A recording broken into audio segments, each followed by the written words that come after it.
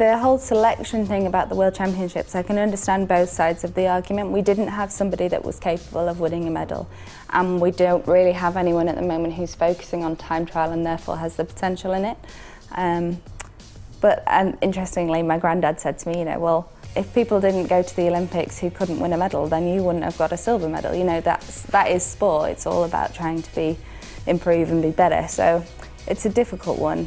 It's not always about gold medals, I think. It has to be about development, and we are missing that in the UK at the moment. There is no pathway for GB female road cyclists, but at the same time, if you're wanting to be the best in the world, then you have to forge your own pathway, and that's what I've done, and I didn't let it stop me.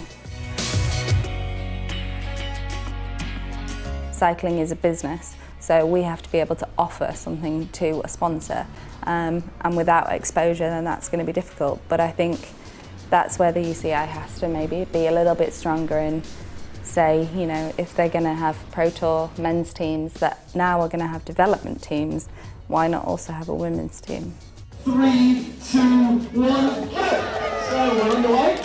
Before we talk about having a 3-week Tour de France, which has been a massive talking point this year, we need to talk about the professionalism of it. You can't expect a woman who's holding down a part-time job to train for the biggest race in the world. She has to have a minimum wage, and I think that is something that is pretty crazy that we don't have that.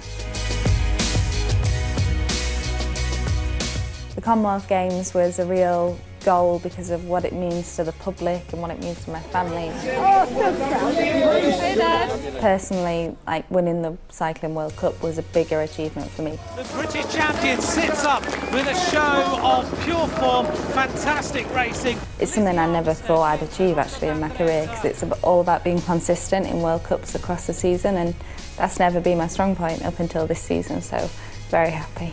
Somebody asked me the other day, like, what results would you give up to be world champion? I was like, well, all of them. And maybe not my silver medal from the Olympics, but I'd certainly give up the rest to be cycling world champion.